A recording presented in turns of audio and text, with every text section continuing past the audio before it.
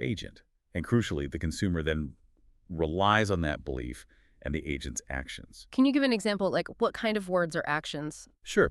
Imagine an agent telling a prospective buyer, without any signed agreement, something like, "Don't worry, I'll find you the perfect home and I'll make sure you get the absolute best deal." Okay, sounds helpful, but potentially misleading. Exactly. It could lead the buyer to think the agent is solely advocating for them. Or maybe a customer had a buyer agency agreement that recently expired. But they keep calling the agent asking for advice on properties, and the agent continues to give strategic advice. Ah, acting like the agreement is still in place. Precisely.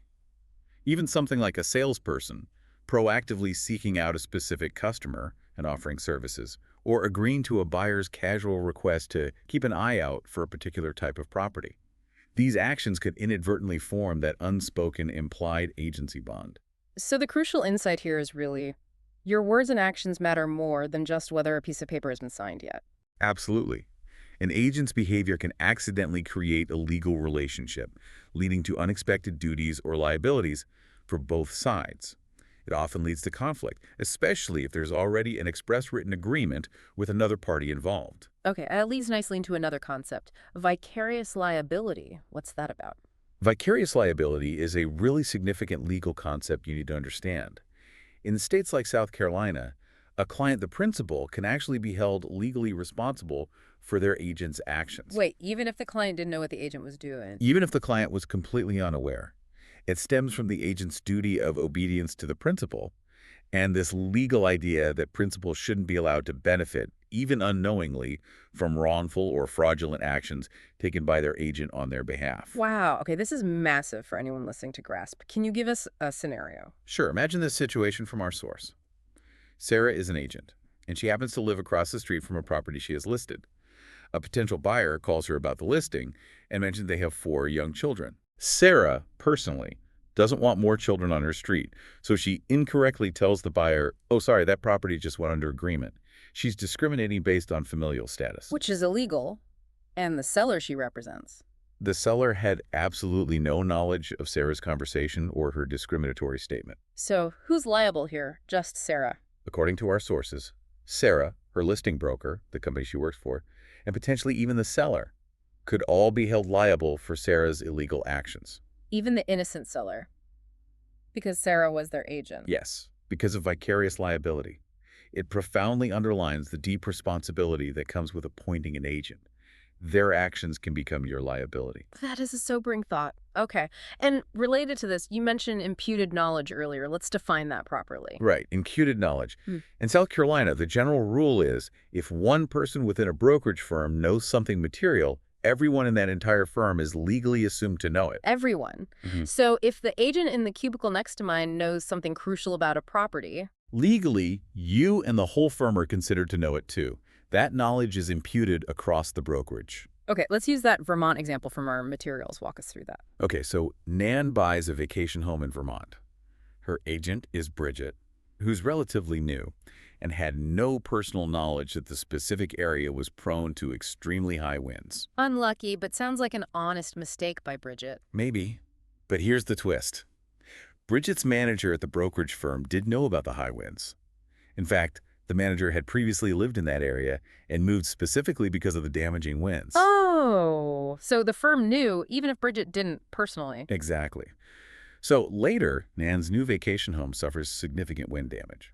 The question becomes, was Bridget, and by extension her firm, liable for failing to disclose the risk of high winds, even though Bridget herself was unaware? And the answer, according to the source. The source says yes, they were potentially liable. Why? Because of imputed knowledge.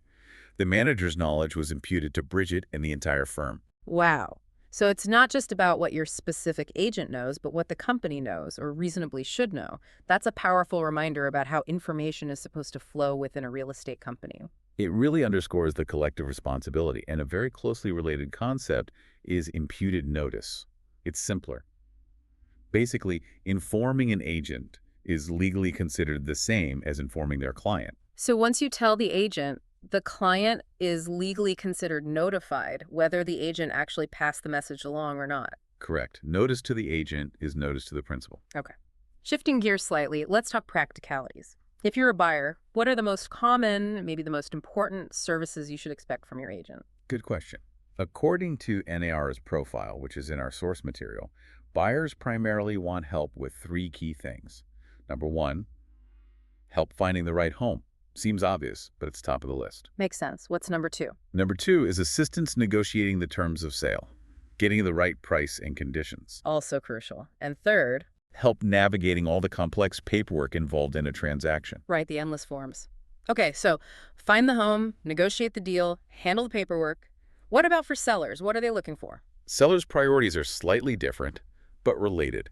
Their number one requested service is effective marketing of their home to attract buyers. Getting the word out. Exactly.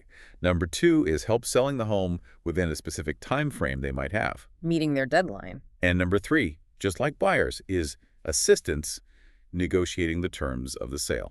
Okay, interesting overlap there on negotiation.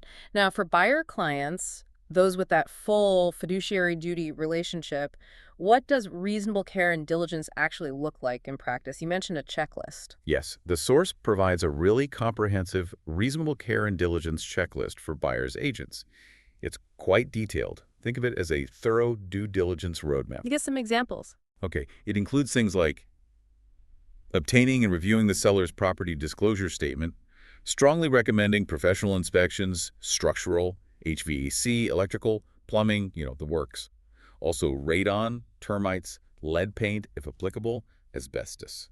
The standard inspections? What else? Checking zoning regulations, confirming if the property is in a floodplain, looking for any easements or encroachments, verifying the status of well and septic systems if they exist, checking for underground storage tanks, and importantly, verifying the actual lot size and the property's square footage.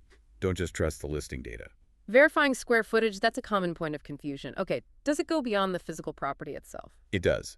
The checklist also suggests a diligent buyer's agent should notify their client about things like proximity to high-voltage power lines, any major sources of noise or air pollution nearby, known future development plans in the area that could impact the property's value or enjoyment. Future development, like a new highway or shopping center. Exactly.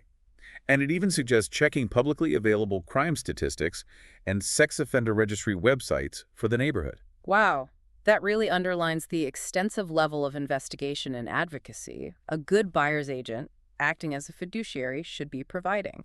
It's about protecting the client from unforeseen issues, well beyond just the bricks and mortar. It truly is. It's about looking out for the client's overall best interest in the transaction. Okay, let's circle back quickly to dual agency. You mentioned the limited duties. Can you give a concrete example of what a dual agent cannot do, even with consent? Sure. Because their loyalty is divided, a dual agent cannot, for instance, advise their buyer client to make a lower offer if they happen to know, perhaps from representing the seller previously, that the seller accepted an even lower offer that fell through. They can't use that inside info against the seller they also represent? Correct. Nor can they tell the seller that their buyer client is actually willing and able to pay more than they offered. Can't betray the buyer's top price. Right. And they definitely cannot disclose confidential personal information, like maybe the seller needs to sell quickly due to a job transfer, or that the buyer's financing might be a bit shaky. Yeah. Anything that could compromise one client's negotiating position to the benefit of the other. Their ability to advocate fiercely for either side is legally constrained. This raises a really important strategic question then for you, the listener. Knowing these very real limitations in dual agency, what might be the optimal approach for your specific transaction? Is convenience worth the compromised advocacy? It's something everyone needs to weigh carefully if presented with that option. Let's talk about the disclosure process itself, particularly in South Carolina. What are the absolute must-knows? Okay, SC law is very clear. Consumers have the right to know if they're being represented and by whom. And importantly, they have the right to choose their representation after being fully informed about their options. And when does this information have to be provided? The law says disclosure must happen in a timely manner. And specifically clarifies this means at that point of first substantive contact we talked about earlier. Right, when the conversation gets serious. Exactly. And it's absolutely crucial to remember this. In South Carolina, both seller agency agreements and buyer agency agreements must be in writing to be enforceable. Must be written. No handshake deals for representation. Correct. And that form